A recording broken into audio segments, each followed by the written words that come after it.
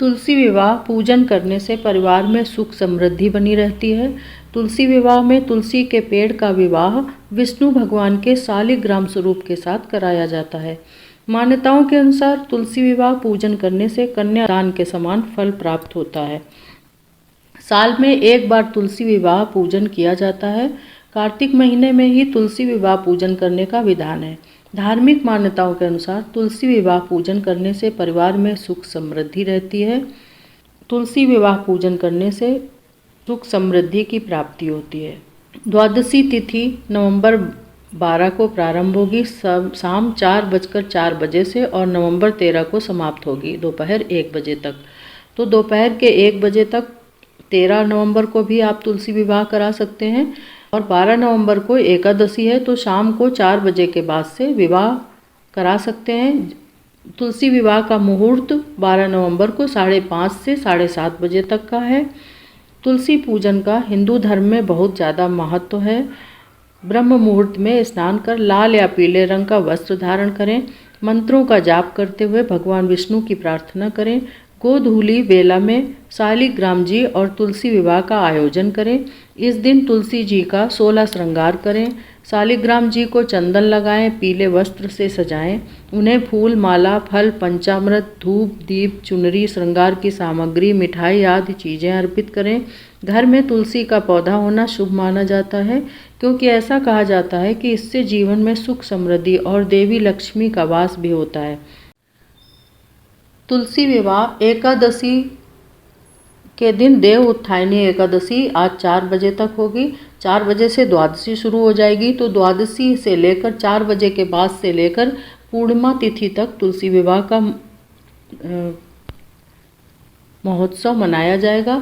इस बीच में किसी भी दिन आप तुलसी विवाह करा सकते हैं।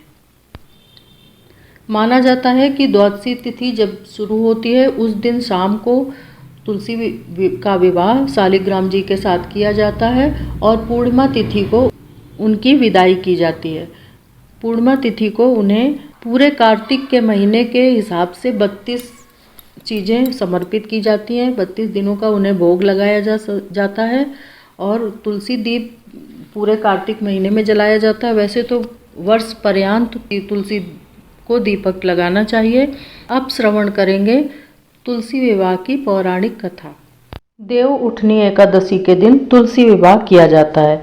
मान्यता है कि जो व्यक्ति भी इस दिन अपने घर में तुलसी विवाह करता है उसे इस लोक और परलोक में यश की प्राप्ति होती है। साथ ही उस व्यक्ति पर भगवान विष्णु की विशेष कृपा भी बनी रहती है। देव उठनी एकादशी के दिन तुलसी विवाह की इस कथा का पाठ करने से भी पुण्य की प्राप्ति होती है। पौराणिक कथा के अनुसार भगवान शिव ने एक बार अपने तेज समुद्र में फेंक दिया जिससे महातेजस्वी बालक का जन्म हुआ। इस बालक का नाम था जालंधर। जालंधर आगे चलकर एक पराक्रमी दैत्य राजा बना। जालंधर बहुत ही राक्षस प्रवृत्ति का था। जालंधर का विवाह दैत्यराज कालनेमी की कन्या वृंदा से हुआ। एक बार जालंधर ने माता लक्ष्मी को प्राप्त करने की इच्छा से विष्णु जी से युद्ध करने लगा, लेकिन समुद्र से भी उत्पन्न होने के कारण माता लक्ष्मी ने जालंधर को अपने भाई के रूप में स्वीकार कर लिया। जालंधर जब पराजित हो गया तो वो वहां देवी पार्वती को पाने की लालसा से कैलाश पर्वत पर पहुंच गया। इसके बाद जालंधर भगवान शिव का रूप धारण कर माता पार्वती के पास पहुंचा, लेकिन माता पार्वती ने अपने योग बल से उसे तुरंत ही पहचान लिया और माता पार्वती वहां से तुरंत ही अंतर्ध्यान हो गई। वहां जालंधर भगवान शिव के साथ ही युद्ध करने लगा। देवी पार्वती ने सारा वृत्तांत भगवान विष्णु को सुनाया।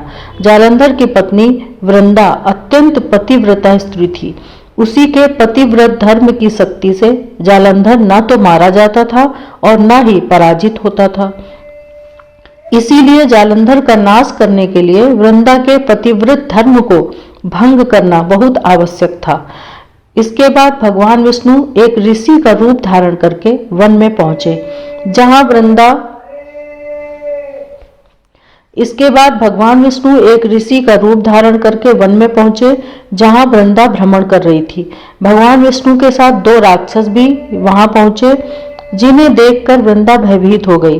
फिर भगवान विष्णु, जो ऋषि के रूप में थे, उन्होंने वृंदा के सामने पल में दोनों को भस्म कर दिया। इसके बाद ऋषि से वृंदा ने कैलाश पर्वत पर महादेव के साथ युद्ध कर रहे अपने पति जालंधर के बारे में पूछा। ऋषि ने अपने माया जाल से 2 वानर प्रकट किए। एक वानर के हाथ में जालंधर का सिर था तथा दूसरे के हाथ में धड़।